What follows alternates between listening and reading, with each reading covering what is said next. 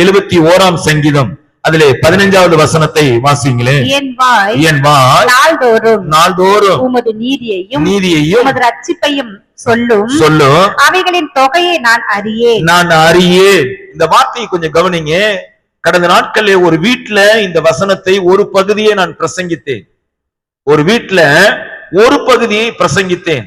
இந்த வார்த்தையை 71ஆம் சங்கீதத்தை நான் திங்கட்கிழமை என்று தியானித்துக் கொண்டிருந்தேன். வாசிச்சுக்கிட்டே வந்தேன். வாசிச்சே வரும்போது இந்த 15வது வசனத்துல வரும்போது என் கண்கள் அப்படியே நின்றது. கொஞ்ச நேரம் அந்த வசனத்தை அப்படியே பார்த்துக்கிட்டே இருந்தேன்.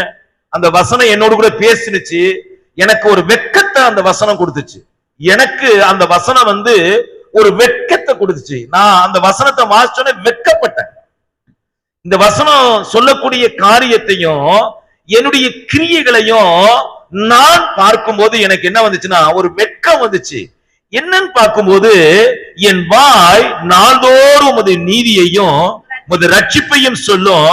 அவைகளின் தொகைகளை நான் அறியேன். அவைகளின் தொகைகளை நான் என்னது அறியேன் அப்படி என்று சொல்லப்பட்டிருக்கு. அப்படி தொகைகளை நான் என்ன செய்யறேன் அப்படின்னா இந்த நீதியை குறித்தும் இந்த ரட்சிப்பை குறித்தும் சங்கீதக்காரன் தாவீது ஒரு நாளைக்கு எவ்வளவு நேரம் பேசுறான் அப்படின்னு சொன்னா, எவ்வளவு நேரம் மற்றவர்கிட்ட இதை பகிர்ந்து கொள்ளுகிறான், எவ்வளவு நேரம் இந்த ரட்சிப்பை குறித்து துதிக்கிறான், இந்த ரட்சிப்பை குறித்து அவன் தியானிக்கிறான், இந்த ரட்சிப்பை குறித்து பேசுறான் அப்படி என்று அதனுடைய தொகையை அவன் எண்ணி பார்த்தா அதை நான் அறியேன் என்று சொல்லுகிறான். கவனிங்க, அந்த வார்த்தை ரொம்ப அழகாய் சொல்லப்பட்டிருக்கிறது. என்ன சொல்லப்பட்டிருக்கிறது? நல்ல கவனிங்க. அவைகளின் தொகையை நான் அறியேன். அவைகளின் தொகையை எல்லாரும் சொல்லுங்க. அவைகளின் தொகையை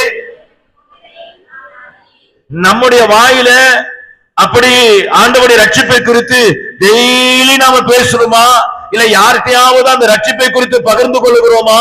அந்த மகிமையான தேவனுடைய நீதியை குறித்து நாம் மற்றவர்களிடத்துல நாம பகிர்ந்து கொள்ளுகிறோமா அப்படி என்று கேட்டால் இந்த வசனம் உண்மையாகவே எனக்கு மாத்திரமல்ல உங்களுக்கும் வெட்கத்தை வர வைக்கும். உண்மையாகவே உணர்வுள்ளவர்களா இருப்பீர்களானால் உங்களுக்கும் அந்த வசனம் என்னத்தை கொண்டு வரும்? வெட்கத்தை கொண்டு வரும். அந்த வசனம் சொல்லுகிறது, அழகாய் சொல்லுகிறது, என் வாய் நாள்தோறும் உமது நீதியையும் உமது ரட்சிப்பையும் சொல்லும். இந்த வாய் என்ன செய்யல? அதை சொல்லுதா அப்படின்னு கேட்டா என்ன செய்ய மாட்டேங்குது? என்னென்னத்தையோ சொல்லுது. என்னென்னத்தையும் என்னது இருக்கிறத இல்லைன்னு சொல்லுது, இல்லாத இருக்குன்னு சொல்லுது. அதனாலதான் அப்போஸ்தலனாகிய பவுல் தீமோத்தேயுக்கு எழுதும்போது சொல்றாரு, கிழவிகள் பேச்சை விட்டு வெளியே வாப்பா அப்படிங்கிறாரு. அவரை குறித்து உத்தம குமாரன் என்று சொல்றாரு. ஆனா அந்த உத்தம குமாரனுக்கு ஆலோசனை சொல்லும்போது சொல்றாரு என்னது? கிழவிகள் பேச்சை விட்டுறணும் அப்படி சொல்றாரு அவரு. அப்ப நாம நம்முடைய வாயை எதுல காத்துக்கொள்ளணும்? ஆசாரியன் தன்னுடைய உதடை நீதியினால் காத்துக்கொள்ள வேண்டும். காரணம், அந்த நாவிலிருந்து எதை எதிர்பார்ப்பாங்களாம்? கர்த்தருடைய வார்த்தையை, கர்த்தருடைய வசனத்தை என்ன செய்வாங்களாம்? ஜனங்கள் எதிர்பார்ப்பாங்களாம். கையை வைத்து சொல்லுங்க, என் நாவு உங்களுடைய ரட்சிப்பை குறித்து பேசு. நாவு ரட்சிப்பை குறித்து என்ன செய்யும்? இப்ப நல்ல கவனிங்க. காலையில எந்திரிக்கிறீங்க, இரவு படுக்க போறீங்க, அது வரைக்கும் இந்த ரட்சிப்பை குறித்து நம்ம எத்தனை முறை பேசணும் அப்படின்னு பார்த்தா ஒரு தடவை கூட என்ன செஞ்சிருக்க மாட்டோம், பேசியிருக்க மாட்டோம். ஆனா காலையில இருந்து சாயங்காலம் வரைக்கும் நீங்க இப்போது நான் என்ன காலையில இருந்து சாயங்காலம் வரைக்கும் ஊரு கதையும் உலக கதையும் பேசுறத தொகையே இட முடியாத அளவுக்கு ஊரு கதையும் உலக கதையும் நம்ம என்ன செஞ்சிருப்போம், பேசியிருப்போம். ஆனா சங்கீதக்காரன் தாவீது என்ன சொல்லுகிறான்? என் வாய் நாள்தோறும், ஒரு நாள் இல்லைங்க, நல்லா கவனிங்க, ஒரு நாள். நான் சொல்றேன், இந்த ரட்சிப்பை, இந்த ரட்சிப்பின் சந்தோஷத்தை, எனக்கு கிடைத்த இந்த ரட்சிப்பை நான் ஒரு நாள் என்ன செய்ய முடியாது, சொல்லிவிடவே முடியாது. நாள்தோறும் சொல்லுங்க, எல்லாரும் வாய்களத்தில் சொல்லுங்க, நாள்தோறும். அல்லேலூயா. அதனாலதான் அந்த மனுஷன் சொல்றாரு, நான் உள்ளளவு, அல்லேலூயா, நான் எவ்வளவு நாள் இந்த பூமியில இருக்க போறனோ அவ்வளவு நாளும் உங்களுடைய ரட்சிப்பை குறித்து நான் என்ன செய்து கொண்டே இருப்பேன், பேசிக்கொண்டே இருப்பேன். ஒரு தடவை அல்ல, ரெண்டு தடவை அல்ல, நாள் முழுவதும் அவருடைய ரட்சிப்பை குறித்தே நான் பேசுவேன். அல்லேலூயா. சொல்லக்கூட மாட்டேன், வெள்ள பார்த்தீங்க. ஆண்டவர் துதிக்கிறதுக்கே நாவு வரல, அப்புறம் எங்க ரட்சிப்பை குறித்து பேசுறது? ஆண்டவரை பாடுறது கூட இங்க வந்து நான் உங்களை மோட்டிவேட் பண்ண வேண்டியிருக்குது. இங்க வந்து கையை தட்டு, காலாச, கையை தூக்கு, உயர்த்து, தொண்டையை உயர்த்தி பாடு, துதி அப்படின்னு என்னமோ கிளிப்பிள்ளைக்கு என்னமோ குழந்தைக்கு சொல்ற மாதிரி சொல்லி கொடுத்து கொண்டே இருக்க வேண்டியதா இருக்குது. எவ்வளவு காலம்? எவ்வளவு காலம் நாம இந்த ரட்சிப்பை குறித்து கரிசனையற்றவர்களா இருப்போம்? நான் சொல்லுகிறேன், இந்த ரட்சிப்பு நல்ல கவனிங்க, தாவீதுக்கு எப்படி உண்டானது அப்படி என்றால் அவன் சொல்லுகிறான். ஆனா எனக்கு இந்த ரட்சிப்பு அந்த சிலுவையிலே ஜீவனை கொடுத்து, நல்ல கவனிங்க, கடைசி சொட்டு ரத்தம் வரைக்கும் எனக்காக சிந்தி உபத்திரவங்கள், பாடுகள் எல்லாத்தையும் பட்டு ஆண்டவர் இந்த ரட்சிப்பை என்ன செய்திருக்கிறாரு? எனக்கு கொடுத்திருக்கிறார். அவர் அந்த ரட்சிப்பை குறித்து நான் கரிசனையற்றவனா இருப்பேனானா? அல்லேலூயா. அப்ப இந்த ரட்சிப்பு எப்படி இருக்குது? விலையேற பெற்றதா இருக்குது. அல்லேலூயா. ஒரு அடி பக்கத்து வீட்டுக்காரன் எடுத்துட்டான், ஒரு அடி அவன் எடுத்துக்கிட்டான். அத குறிச்சு நாடு முழுவதும் இவன்கிட்ட பேசலாமா, போன போடுறோம். இந்த மாதிரி பக்கத்து வீட்டுக்காரன் என்னை ஒரு அடி எடுத்துட்டான், ஏத்த வீட்டுக்காரன் அப்படியே பின்னாடி என்னது நமுந்து வந்துகிட்டே இருக்கிறான். அதை குறிச்சு அவன்கிட்ட பேசலாமா? இவன் நான் சொல்றேன், நமக்கு கொடுத்திருக்கிறாரு விலையேற பெற்ற ரட்சிப்பு. அந்த ரட்சிப்பை குறித்து யார்கிட்ட பேசிக்கிட்டு இருக்கீங்க? கொஞ்சம் கணக்கு பண்ணி பாருங்க. நான் சொல்றேன், உங்களுடைய வாழ்க்கையில இன்னும் அக்கௌண்டே என்ன செய்யல, நீங்க ஓபன் பண்ணல. நீங்க அக்கௌண்டே என்ன செய்யல, ஓபன் பண்ணல. என்ன அக்கௌண்ட் ஓபன் பண்ணல பாஸ்டர் கேக்குறீங்களா? இன்னும் ஒரு ஆத்துமாவை நீங்க கர்த்தருக்குள்ளாக நடத்தி அவர்களுக்கு ஞானஸ்தானம் வரைக்கும் என்ன செய்யல, ஒரு ஆத்துமா கூட நடத்தல. அப்படியானால் இந்த ரட்சிப்பை குறித்து நீங்க என்ன இல்ல, கரிசனையற்றவர்களா இருக்கிறீங்க. உங்களுக்கு ஒவ்வொரு ஞாயிற்றுக்கிழமையும் பால குடிக்கக்கூடிய உணவாகவே ஊழியக்காரங்க கொடுக்க வேண்டியதா இருக்குது. அவர் தாளாட்டுவார், அவர் சீராட்டுவார், உன்னை வாழாக்காமல் தலையாக்குவார். நான் சொல்லுகிறேன், அவருடைய ஆசீர்வாதம் நமக்கு உண்டு அப்படின்னு சொல்லி பல பிரசங்கியார ஆசீர்வாதம் ஆசீர்வாதம் ஆசீர்வாதம். ஐயா, ஒரு மனுஷன் கிறிஸ்து இயேசுக்குள்ளாக வந்துட்டாராலே அவனை ஆசீர்வதிக்கிறதுக்கு அவர் தொடங்கிட்டாரு. வேதம் சொல்லுகிறது, ஆபிரகாமுடைய ஆசீர்வாதம் கிறிஸ்து இயேசுவின் மூலமா நம்ம எல்லாருக்கும் என்ன செஞ்சிருச்சு, கிடைச்சிருச்சுன்னு சொல்லிருச்சு. அவ்வளவுதான். ஆபிரகாமுடைய ஆசீர்வாதம் என்னது? அந்த பூமி தாங்க கூடாத அளவுக்கு என்ன செஞ்சது? தேவன் அவனை ஆசீர்வதித்தார். நீங்க ஆசீர்வதித்தாரு, ரட்சித்தாரு, உயர்த்தினாரு. நல்லா என்னது, இந்த கடையில போய் பிரியாணி சாப்பிடுமா, அந்த கடையில போய் பிரியாணி சாப்பிடுமா? இல்ல இல்ல, தஞ்சாவூர்ல எல்லாம் என்ன கிடையாது, பிரியாணி கிடையாது.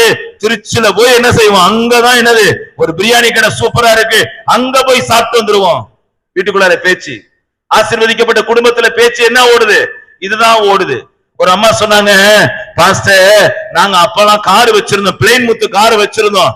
நாங்க ஐஸ்கிரீம் சாப்பிடறதுக்கு நாங்க திருச்சியில போய் ஐஸ்கிரீம் சாப்பிட்டு வருவோம்.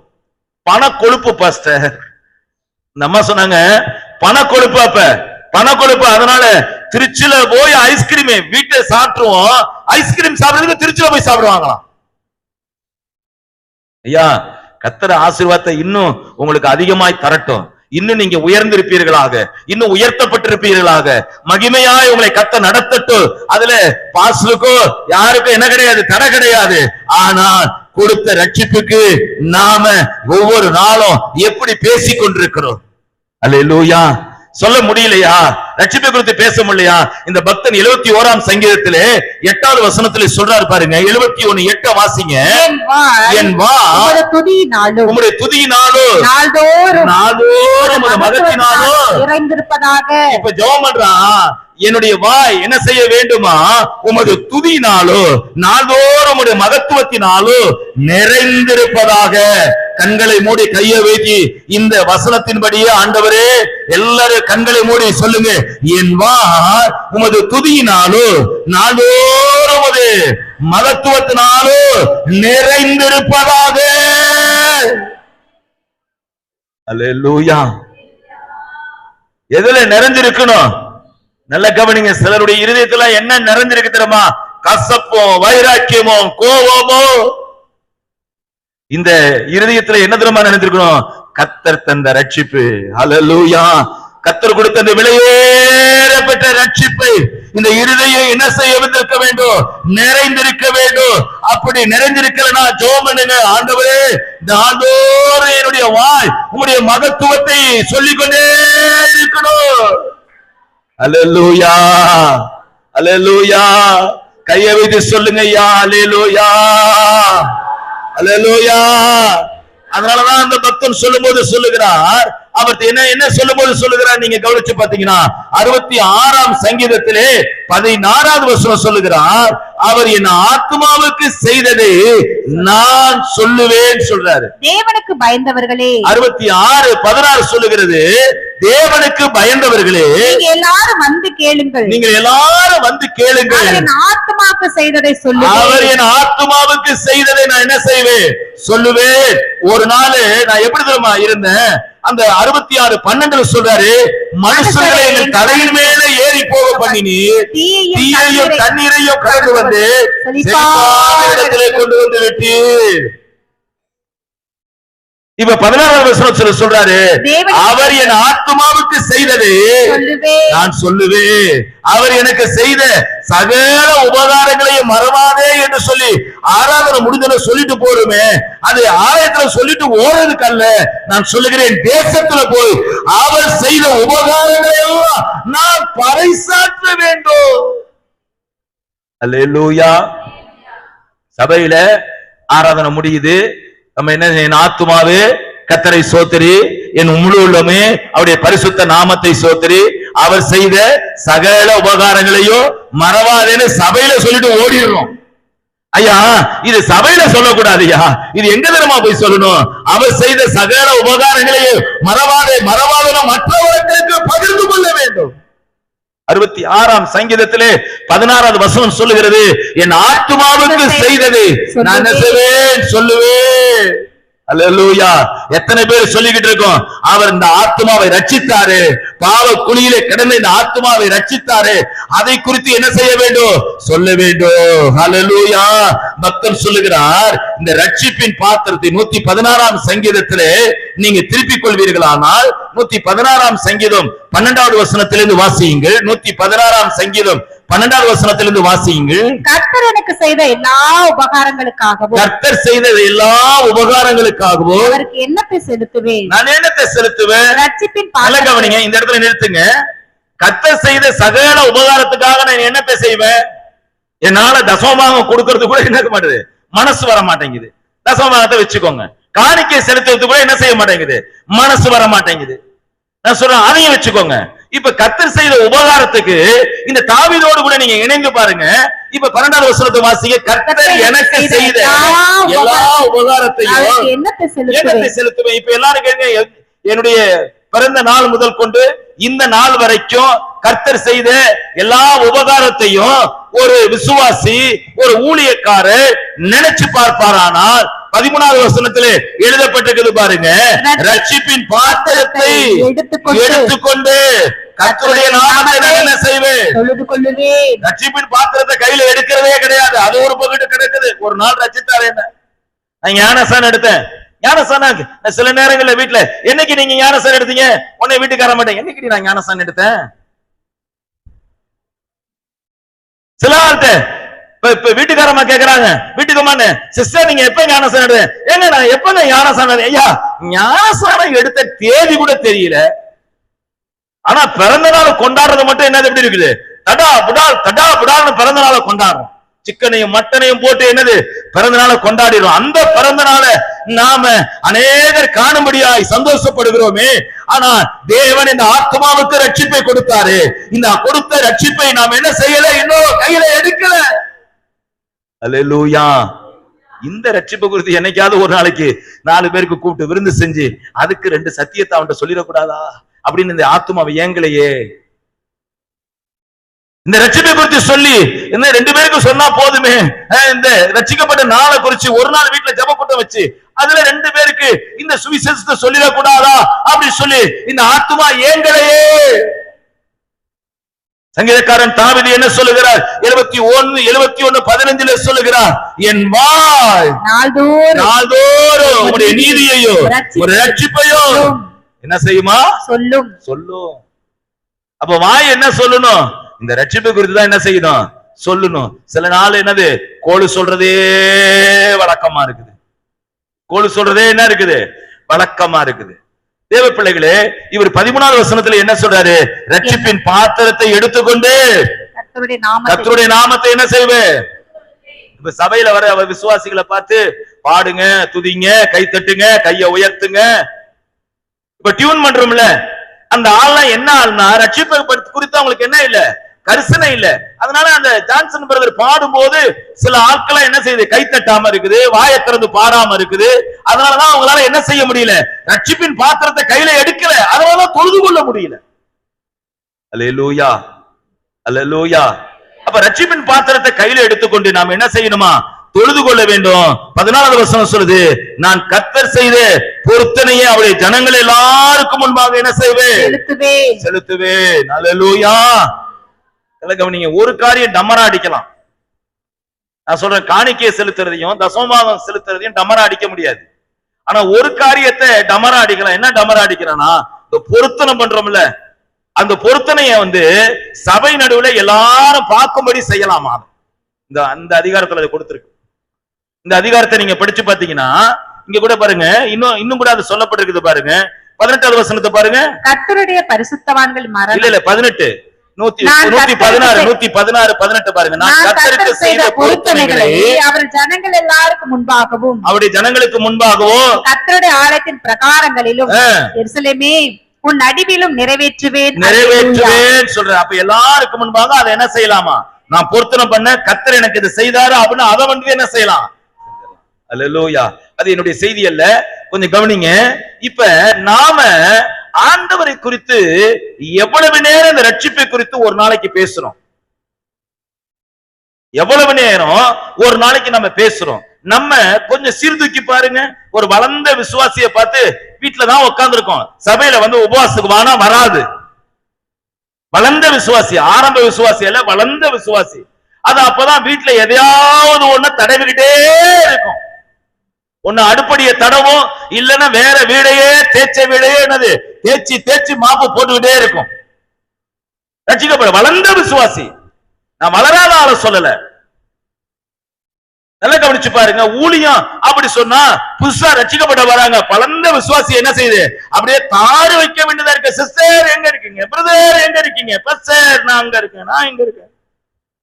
காலம் ஃபுல்லா என்ன செய்யுது, விசுவாசிகளோடு போராட வேண்டியதா இருக்குது.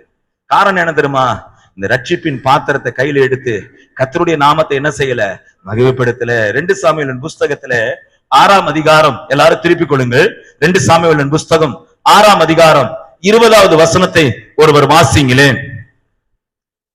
2 சாமுவேலின் புஸ்தகம் 6ஆம் அதிகாரம் 20வது வசனத்தை ஒருவர் வாசிங்களேன். தாவீது தன் வீட்டாரை ஆசீர்வதிக்க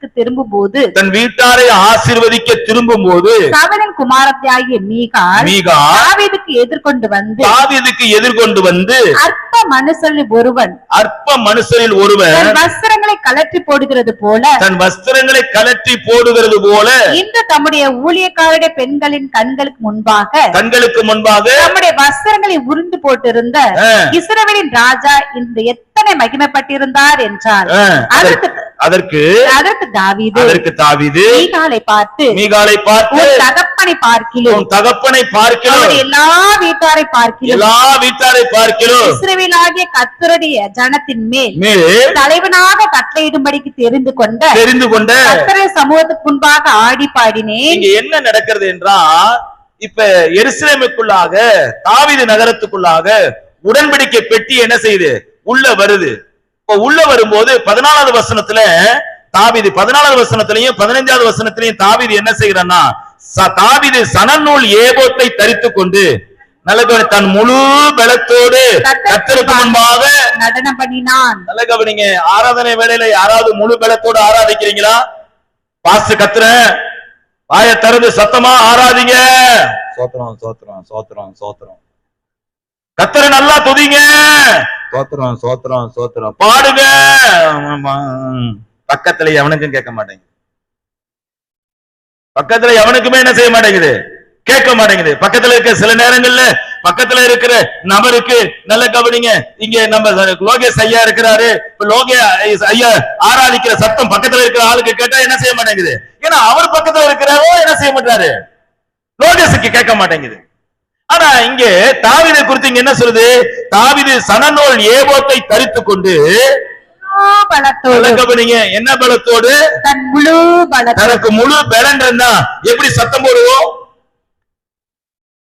கர்த்தரை நான் சொல்றேன், இந்த தொண்டைய கர்த்தரை ஆராதிக்கிறதுக்கு முழுவதுமாக பயன்படுத்தாம நான் சொல்றேன், ஊர் சண்டை, வம்பு சண்டை, வீட்டுல இருக்கிற பொண்டாட்டி அதட்டுறது, புருஷனை அதட்டுறது, பிள்ளைகளை அதட்டுறது, பக்கத்து வீட்டுக்காரோட சண்டை போடுறதுக்கு தொடைய துறக்கிறது, அதுக்குதான் என்னது விசுவாசியா நீனு? உன் சத்தம் என்னது வெளியில கேட்குது. எந்த சத்தம் கேட்கணும்? வீட்டுக்குள்ள இருந்து துதிக்கிற சத்தம் தான் என்ன செய்யணும், வெளியில கேட்கணும். காச்சா இடத்துக்காக, காச்சா மண்ணுக்காக கடந்து கத்துறீங்களே தேவ பிள்ளைகளே. இங்க வசனத்தை பாருங்க, 14வது வசனம் என்ன சொல்லுகிறது?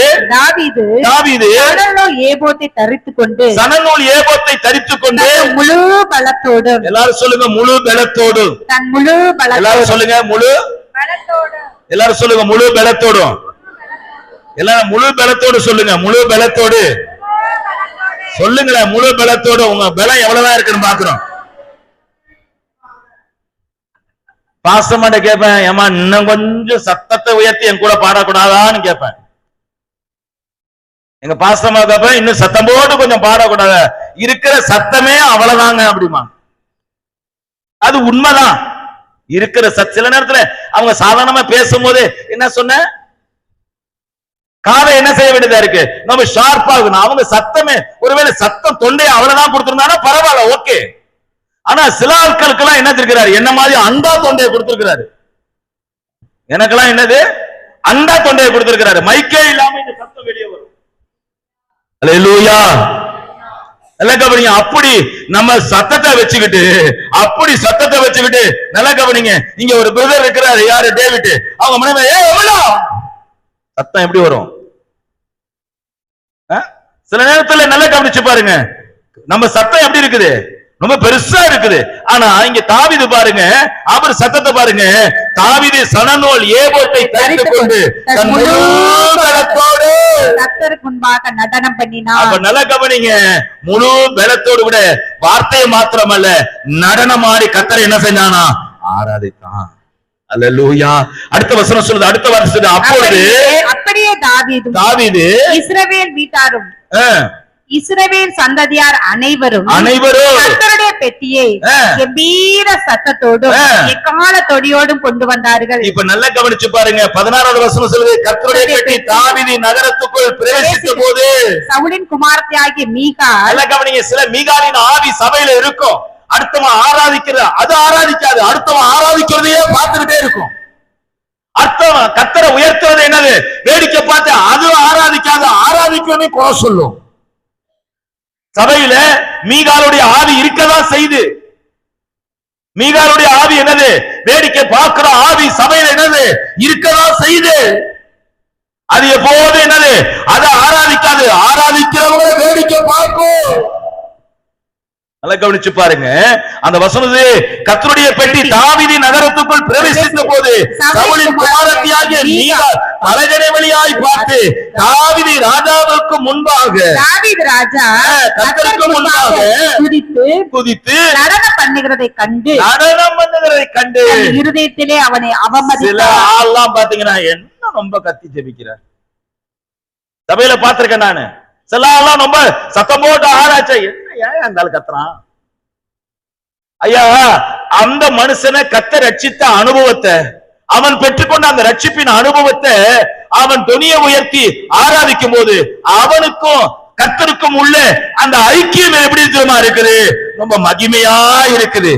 நீ பெற்றுக்கொண்ட அந்த ரட்சிப்பை அவிழ்த்து கொண்டு உட்கார்ந்து இருக்க, அதை கரிசனையற்று கிடக்கிற, அதனால உனக்கு இந்த அருமை தெரியல, உனக்கு அந்த அருமை தெரியல. உன் தகப்ப ராஜாதான், அந்த ராஜாவுடைய மகள் தான். நீ இப்பொழுது ராஜாவுக்கு தான் என்ன செய்யற, மனைவியா இருக்கிற. அவன் ஆடி துதிக்கிறானா, நீ பலகடை என்ன மேல இருக்கு கடகட கீழே வந்து அவனோடு சேர்ந்துல நீ நடனம் பண்ணி இருக்கணும். அவனோடு சேர்ந்துல நடனம் பண்ணி இருக்கணும். அவனோடு சேர்ந்துல கர்த்தரை மகிமைப்படுத்தி இருக்கணும்.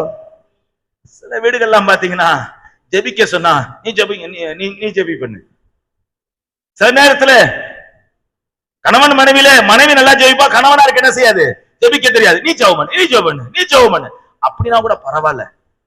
ஜெபிக்கிற ஆலயம், பாடுற ஆலயம், ஊழியம் செய்யற ஆலயம் கூட என்னது இன்னைக்கு என்ன செய்யுது, இன்னைக்கு ஏளனமா பேசுது, ஏளனமா பாக்குது. இது என்ன, இதுக்கு என்ன தகுதி இருக்கு பைபிளை தூக்கிட்டு தெரியுது. சிலர்லாம் கேக்குதுல, இதுக்கு என்ன தகுதி இருக்கு பைபிளை தூக்கிட்டு தெரியுது. இது செஞ்ச காரியம்லாம் என்ன, இது செஞ்ச காரியம்லாம் உலகத்துக்கு தெரியாதா? நான் சொல்றேன், நாங்க செஞ்ச காரியம் எல்லாம் உலகத்துக்கு தெரியும். ஆனா அதையும் தாண்டி கர்த்தர் எனக்கு கொடுத்த ரட்சிப்பு எப்படி இருக்குது, விலையேற பெற்றதா இருக்கிறது.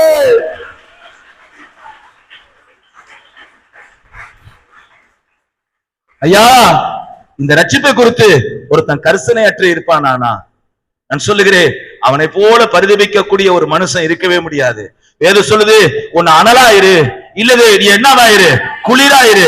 நீ வெதுவெதுப்பா இருந்தா என் வாயில் இருந்து உன்னை நான் என்ன செஞ்சிருவேன், வாந்தி பண்ணி போட்டுருவேங்கிறார் ஆண்டவர். உன்னை அனலாயிரு இல்லைன்னா குளிராயிரு, ரெண்டு கட்டானா இருந்தா ஆண்டவர் சொல்றாரு, என் வாயில் இருந்து நான் என்ன செஞ்சிருவேன், உன்னை வாந்தி பண்ணி போட்டுருவேன்னு சொல்றாரு அவர். அப்ப நம்முடைய வேலை என்ன, இந்த ரட்சிப்பை நாள் முழுவதும் ஜனங்கள் மத்தியிலே சொல்லிக்கொண்டே இருக்க வேண்டும். நான் சொல்லுகிறேன், போய் ஒரு கிராமத்துல சொல்ல முடியல, ஒரு பட்டணத்துல சொல்ல முடியல, ஒரு வீதியில சொல்லுற, நீங்க அலுவல் செய்யற இடத்துல அவரை பத்தி என்ன செஞ்சுட்டு இருக்கலாம், பேசிக்கிட்டே இருக்கலாம். அல்லேலூயா. இந்த ரட்சிப்பை குறித்து கரிசனையற்றவர்களாய் நாம் என்ன செய்யக்கூடாது, இருக்கக்கூடாது. சொல்ல வேண்டிய நபரிடத்துல இந்த ரட்சிப்பை குறித்து சொல்ல வேண்டும். என்ன இப்படி ரட்சித்தாருங்க, நான் பாவத்துல கிடந்தேன், அக்கிரமத்துல கிடந்தேன், அநியாயத்துல கிடந்தேன், என்னை தேவன் ரட்சித்தார் என்று ஒரு நாள் அல்ல, நாள் முழுவதும். அல்லேலூயா சொல்லுங்க, நாள் முழுவதும். அல்லேலூயா. தொகையை எண்ணி பார்க்கிறேன், எவரை இன்னைக்கு எத்தனை பேர்ட்ட சொன்ன, எத்தனை பேர்ட்ட அவரை மகிமைப்படுத்தின, எனக்கு தொகை தெரியல. தாவீது ராஜாவை உட்கார்ந்தனால அவன்கிட்ட வர எல்லா ஜனங்கள்ட்டையும் அவன் சொல்லிக்கிட்டே இருந்திருப்பான் போல, நான் ஆடு மேய்ச்சிக்கிட்டேன், என்ன அரசனா உட்கார வச்சாரு, என் தகப்பனால் கேட்பா விட்டு கிடந்தேன், இன்னைக்கு எல்லாராலும் அறிமுகமாக்கப்பட்டிருக்கிறேன் அப்படி என்று வரக்கூடிய எல்லா ஜனங்கள் மத்தியிலையும் இந்த ரட்சிப்பை குறித்து சொல்லிக்கிட்டே இருந்திருக்கிறான். அதனால தான் அவன் சொல்றான், நாள் முழுவதும். அல்லேலூயா. தொகையை எண்ணி பார்க்கிறேயா, நான் எத்தனை பேர்ட்ட பேசினேன், தொகையை எண்ணி பார்க்கிறேன், தெரியல. அல்லேலூயா. அல்லேலூயா. குப்பையில கடனை இன்னைக்கு கர்த்தர் என்ன செஞ்சிருக்கிறாரு, சிங்காசனத்துல வச்சிருக்கிறாரு. பாருங்க, இப்ப பாருங்க, இந்த அதிகாரத்தை நீங்க கொஞ்சம் கவனிச்சு பாத்தீங்கன்னா 15வது வசனம் சொல்லப்பட்டிருக்குது, அப்படியே தாவீது, நல்ல கவனிங்க, இஸ்ரவேல் சந்ததியார் அனைவரும் கர்த்தருடைய பெட்டியை கம்பீர சத்தத்தோடு எக்காலத்தோடு என்ன செய்தாங்களாம், கொண்டு வந்தார்கள். 18வது வசனம் சொல்லுது, தாவீது சர்வாங்க தகன பலியும் சமாதான பலியிட்ட பின்பு சேனைகளின் கர்த்தருடைய நாமத்தினாலே ஜனங்களை ஆசீர்வதித்து. நல்ல கவனிங்க, உங்களுக்கு தீர்க்க தரிசனமாய் ஒரு வார்த்தையை சொல்லுகிறேன். கர்த்தருக்கு முன்பாக கர்த்தரை ஆராதிக்கிற ஒரு மனுஷன், அவனை இன்னொருத்தவங்க ஆசீர்வதிக்க வேண்டியதில்லை, அவனே மற்ற நபர்களை ஆசீர்வதிக்கக்கூடிய ஆசீர்வாதத்தின் பாத்திரமாகவே மாறி போயிருக்கிறான் அவன். அல்லேலூயா. கர்த்தரை துதிக்கக்கூடிய ஒரு மனுஷன், கர்த்தரை ஆராதிக்கக்கூடிய ஒரு மனுஷன், அவன் மற்றவர்களால் ஆசீர்வாதத்தை பெறக்கூடிய மனுஷன் அல்ல, இவன் மூலியமாய் மற்றவர்களால் ஆசீர்வாதத்தை பெறக்கூடிய மனுஷனாக மாறி போய் விடுகிறான் அவன். அல்லேலூயா. தீர்க்க தரிசனமாய் சொல்லுகிறேன், நீங்க ஆராதனையே மிஸ் பண்ணாதீங்க. ஆராதனையில வீட்டிலையும் சரி, சபையிலும் சரி, நீங்கள் ஆராதிக்கிற ஒரு மனுஷரா இருப்பீர்களானால் நீங்க மற்றவர்களுக்கு ஆசீர்வாத பாத்திரமா இருப்பீர்கள். கையை உயர்த்தி ஆமென். அல்லேலூயா. அல்லேலூயா. நீங்க போய் ஓடி போய் பாஸ்டர் எனக்கு ஜெபம் பண்ணுங்க, யாராவது ஒருத்தர் வந்துட்டா உடனே எனக்கு ஜெபம் பண்ணுங்க, முட்டி போட வேண்டிய அவசியம் இல்ல. ஏன் சொல்லுதுமா, கர்த்தரை தொழுது கொள்கிற யாவருக்கும் அவர் ஐஸ்வர்ய சம்மனரா இருக்கிறார். அவர் கையை தட்டி சொல்லுங்க, இவர் எனக்கு ஐஸ்வர்ய சம்பனரா இருக்கிறார், உங்களுக்கு அவர் ஐஸ்வர்ய சம்பனரா இருக்கிறார். அல்லேலூயா. தேவ பிள்ளைகளே, தேவ பிள்ளைகளே, இந்த மனுஷனை கொஞ்சம் கவனிச்சு பாருங்க. இங்கே 20வது வசனம் சொல்லுகிறது, தாவீது தன்னுடைய வீட்டாரை ஆசீர்வதிப்பதற்கு திரும்பும் போது சவுலின் குமாரனாகிய மீகான் தாவீதுக்கு எதிர்கொண்டு வந்து, அற்ப மனுஷரில் ஒருவன் தன் வஸ்திரத்தை கலட்டி போடுவது போல இன்று தம்முடைய ஊழியக்கார பெண்கள் கண்களுக்கு முன்பாக தம்முடைய வஸ்திரங்களை உரிந்து போட்டிருந்த இஸ்ரவேலின் ராஜா இன்று எத்தனை மகிமைப்பட்டிருந்தால். நல்ல கவனிங்க. வஸ்திரம் நிறைய பேர் சொல்லுவாங்க, வஸ்திரம் இல்லாம தாவீது, வஸ்திரம் இல்லாம ஆடல, அவன் ராஜ வஸ்திரம் முடிச்சிருந்தானே அதை கலட்டி போட்டு அவன் சணநூல் ஏபத்தை தரித்துக் கொண்டு ஆடுறான். நான் சொல்லுகிறேன், கர்த்தரை துதிக்கும் போது பாருங்க, நம்மளுடைய மேன்மைய நம்முடைய மகிமைய மைண்ட்லயே வச்சுக்காதீங்க. நம்முடைய மேன்மைய நம்ம பெரிய பெரிய என்ன செய்வோம், கலெக்டரா இருப்போம், பெரிய தாசில்தார் இருப்போம், டாக்டரா இருப்போம், இன்ஜினியரா இருப்போம், அந்த வஸ்திரத்தை கலட்டி அப்படியே வச்சுட்டு இப்ப கர்த்தரை ஆராதிக்கும் போது ஆடு மேய்ச்சிக்கிட்டதானே, அப்ப என்னை தெரிந்து கொண்டாரு, அப்ப என்னை நினைவு கூர்ந்தாரு, என்னை பேர் சொல்லி அழைச்சாரு, என் தலைமையில கையில கொம்பு எடுத்து அபிஷேகம் பண்ணினாரு. அந்த அபிஷேகத்தை நான் நினைக்கிறேன், அந்த ரட்சிப்பை நான் நினைக்கிறேன். அல்லேலூயா. நல்ல கையை தட்ட மாட்டீங்களா? அல்லேலூயா. ஐயா, இந்த மேன்மையோடு கூட நாம தேவனை ஆராதிக்க கூடாது. இப்ப நல்ல கவனிங்க, ஒரு கலெக்டரா இருக்கிற வச்சுக்கோங்க, அவரு கர்த்தரை ஆராதிக்க சொன்னா அந்த கலெக்டர் ஸ்தானத்தை விட்டு அவர் என்ன செய்ய மாட்டாரு. அல்லேலூயா. நான் சொல்றேன், அதை அப்படியே கைட்டி வச்சுட்டு சணநூல் ஏபோத்தை தரித்துக்கிட்டு இப்ப தாவீது நடனம் ஆடி எல்லா ஜனங்களுக்கு முன்பாக. இதுதான் யாருக்கு பிடிக்கல? மீகாலுக்கு பிடிக்கல. அப்பதான் அவன் சொல்றான், உன் தகப்பன் வீட்டார் எல்லாரையும் பார்க்கலாம் அவருடைய ஜனமாகிய இஸ்ரவேலுக்கு என்ன என்ன செஞ்சிருக்கிறாரு, தலைவனாக வச்சுட்டாருயா. ஐ அம் தி லீடர். லீடருக்கு மேல ஒரு லீடர் இருக்கிறாரு, அந்த லீடர்ல நான் ஆராதிச்சுக்கிட்டு இருக்கேன், அந்த லீடரை பத்தி தான் நான் பேசிக்கிட்டு இருக்கேன், அவரை பத்தி தான் நான் என்ன செஞ்சுக்கிட்டு இருக்கேன், பறைசாற்றி கொண்டிருக்கிறேன். எனக்கு கவலையே கிடையாதுங்க. எனக்கு எதை பத்தி என்ன கிடையாது. நான் சொல்ற கவனிங்க, 40 ஆண்டு காலம் ராஜ சிங்காசனத்துல தாவீது இருந்தான். நான் சொல்லுகிறேன், அவன் மரிக்கும் போது ராஜாவாக தான் மரிச்சான். எத்தனையோ ராஜாக்கள் ராஜாவா இருந்தாங்க, மரிக்கும் போது ராஜாவா மரிக்கல. ஆனா தாவீது அப்படி அல்ல, அவன் ராஜாவாக தெரிந்தெடுக்கப்பட்டு அவன் ராஜாவாகவே என்ன செய்தான், மரித்தான். அல்லேலூயா. எத்தனை பேர் ஆமென் சொல்ல போறீங்க? அவன் ராஜாவாகவே மரித்தான் அவன். அல்லேலூயா. கைகளை வைத்து சொல்லுங்க, அவன் ராஜாவாகவே மரித்தான். நீங்களும் யாரா மரிக்கணும்? ராஜாவாக தான் மரிக்கணும். நீங்க யாராதான் மரிக்கணும்? நீங்க ராஜாவாதான் மரிக்கணும். நீங்க ஹல்லேலூயா. உங்க மரணம் எப்படி தெரியுமா இருக்கணும்? ராஜ மரணமா இருக்கணும். அல்லேலூயா. இன்னான் அதிலே பிறந்தான் என்று தொகையிடப்படும் என்று சொல்லப்பட்டிருக்கிறது. நான் அந்த பரலோக ராஜ்யத்துக்கு சொந்தக்காரனா, இப்பொழுது நான் போகிறேன், எல்லா வேலையும் செய்து முடித்து விட்டு நான் போகிறேன் என்கின்ற அந்த நம்பிக்கையோடு போகணும். அப்போஸ்தலனாகிய பவுல் சொல்லுகிறார், நான் என்ன செய்தேன்? ஓட்டத்தை முடித்தேன். நல்ல கவனிங்க, விசுவாசத்தை காத்துக்கொண்டு இது முதல் எனக்காக ஜீவ கிரீடம் வைக்கப்பட்டிருக்கிறது. அவருடைய மரணம் எப்படி இருந்திருக்கும் நினைக்கிறீங்க? மகிமையா இருந்திருக்கும். நல்ல கவனிங்க, அந்த மனுஷன் அப்போஸ்தலர் நடவடிக்கையின் புஸ்தகத்திலே 9ஆம் அதிகாரத்திலே 3வது வசனத்திலே கர்த்தர் அவனை சந்திக்கிறார். தமஸ்கு போற வழியில அவனை சந்திக்கிறாரு. அவன் பிரயாணம் தமஸ்குக்கு சமீபத்த போது தமஸ்குக்கு சமீபித்த போது சடிதியிலே வானத்திலிருந்து ஒரு ஒளி அவனை சுற்றி பிரகாசித்தது. அவன் தரையில விழுந்தான். அப்பொழுது சவுலே நீ என்னை ஏன் துன்பப்படுத்துகிறாய் என்று தன்னுடன் சொல்லுகிற ஒரு சத்தத்தை கேட்டான். அதற்கு அவன் ஆண்டவரே நீ யார் என்றான். அதற்கு கர்த்தர், நீ துன்பப்படுத்துகிற இயேசு நானே, முள்ளில் உதைக்கிறது உனக்கு கடினமாம் என்றார். அவன் நடுங்கி திகைத்து, ஆண்டவரே நான் என்ன செய்ய சித்தமாய் இருக்கிறீர் என்றான். நான் என்ன செய்ய வேண்டும் என்று சித்தமாய் இருக்கிறீர் என்று கேட்டான். அதற்கு கர்த்தர், நீ எழுந்து கட்டடத்துக்குள்ளே நீ செய்ய வேண்டியது அங்கே உனக்கு சொல்லப்படும் என்றார். நல்ல கவனிங்க, இப்ப இது அப்போஸ்தலனாகிய பவுலை இந்த இடத்துல கர்த்தர் என்ன செய்யறார்? தமஸ்குக்கு போற வழியிலே இவனை சந்திக்கிறார். இவனை சந்திச்ச விதத்தை 22ஆம் அதிகாரத்துல எல்லா ஜனங்களுக்கு முன்னாக சொல்றான். யார்? தாவீது 22ஆம் அதிகாரத்துல எல்லா ஜனங்களுக்கு முன்பாக அவன் என்ன செய்கிறான்? சொல்லுகிறான். இப்படி கர்த்தர் என்ன செஞ்சாரு? சந்திச்சாரு. 8வது வசனம், 9வது வசனம், 10வது வசனத்துல நீங்க படிச்சு பாத்தீங்கன்னா, வீட்டுல போய் படிங்க, நேரம் இல்ல. இப்ப இந்த தமஸ்குக்கு போற வழியில அவனை சந்திச்சாரு. அதை குறிச்சு எல்லாருக்கும் என்ன செய்யறான்? சாட்சி சொல்றான். அடுத்தது பாத்தீங்கன்னா, இங்கே நீங்க சங்கீதக்காரன் அப்போ சொன்னா இங்க பவுல நீங்க படிச்சு பாத்தீங்கன்னா, அவன் மறுபடியும் அகிரிப்பா ராஜாவுக்கு முன்னாடி நிறுத்தப்படுகிறான். அங்கேயும் அந்த சாட்சி என்ன செய்யறான்? அவன் சொல்லுகிறான். ஆனா நாம ரட்சிக்கப்பட்டது என்னது? ஒருத்தட்டையும் ஒரு நாளும் நம்ம என்ன செஞ்சு கிடையாது? பகிர்ந்து கொண்டதே கிடையாது. சில நேரங்களில் நான் பார்ப்பேன், நான்லாம் பாஸ்டருக்கு தகுதியே கிடையாது, பிரசங்கம் பண்றதுக்கு தகுதியே கிடையாது. என்னன்னா எனக்கு இருக்கிற ஒரு பெரிய பலவீனம் என்னன்னா, ஒரு வசனத்தை இப்ப படிக்கிறேன்னு வச்சுக்கோங்களேன், அடுத்த நேரம் கேட்டா நான் மறந்து போயிருவேன்.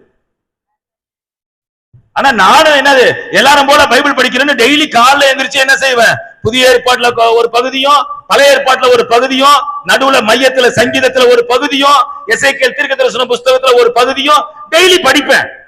ஆனா படிச்ச வசனத்தை கொஞ்ச நேரம் அடுத்த நேரத்தில் கழிச்சுனா மறந்து போயிருவேன், எனக்கு தெரியாது. நானே என்ன குறிச்சு நான் ரொம்ப சில ஆட்கள் இப்ப பாசமாரெல்லாம் இருக்காங்க வச்சுங்களேன், அவங்களாம் 119ஆம் சங்கீதத்தை இன்னைக்கு அப்படியே மனப்பாடம் பண்ணி ஒப்பிச்சுவாங்க. அவங்கள கர்த்தர் அப்படி நடத்துறாரு. பாஸ்டமாலாம் ஒரு பாஸ்டமாவுக்கு நம்ம உண்மையான தகுதியானவங்க. நம்ம பாஸ்டமா எல்லா காரியத்திலும் என்னது, ஜெபத்திலும் சரி, வேத வசனத்திலும் சரி, எல்லாத்திலும். ஆனா நான் ஒண்ணுக்குமே தகுதி இல்லை. ஒரு வசனத்தை படிச்சா அப்புறம் என்ன செய்யணும்? மறந்துட முடியாது. நான் மறந்துடுவேன். நான் சொல்றேன், ஒரு 5 வசனத்தை மனப்பாடம் பண்ணி சொல்லி அன்னைக்கு ஒப்பிச்சிருவேன். மறுநாள் அந்த வசனத்தை கேட்டா எனக்கு தெரியாது, மறந்துடும், மண்டையில அப்படி இருக்காது.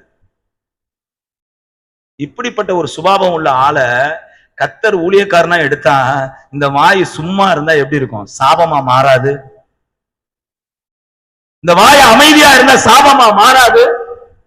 நிச்சயமா என்ன செய்யும்? அது சாபமா தான் இருக்கும். அப்ப நாள் முழுவதும் நல்ல கவனிங்க, அவருடைய ரட்சிப்பை குறித்து நான் சொல்லுவேன்.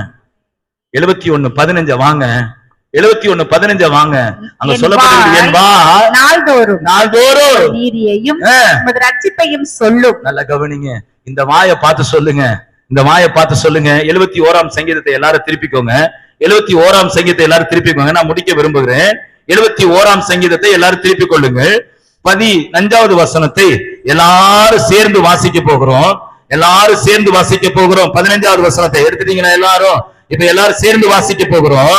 என் வாய் நாடோடைய நீதியையும் உமது ரட்சிப்பையும் சொல்லும், அவைகளின் தொகையை நான் அறிவேன். அல்லேலூயா. எல்லாரும் சொல்லுங்க, இந்த ரட்சிப்பை குறித்து என் வாய் பேசுன்னு சொல்லுங்களேன், சத்தமா சொல்லுங்களேன். அந்த தொகையை நான் எண்ண முடியாத அளவுக்கு நான் ஆண்டவரை பத்தி என்ன செய்ய போகிறேன்? பேச போகிறேன். ஹல்லேலூயா. எண்ண முடியாத அளவுக்கு நான் என்ன செய்ய போகிறேன்? அவரை குறித்து பேச போகிறேன். உங்க கணக்கை இந்த மாசத்துல நீங்க தொடங்கிடணும்.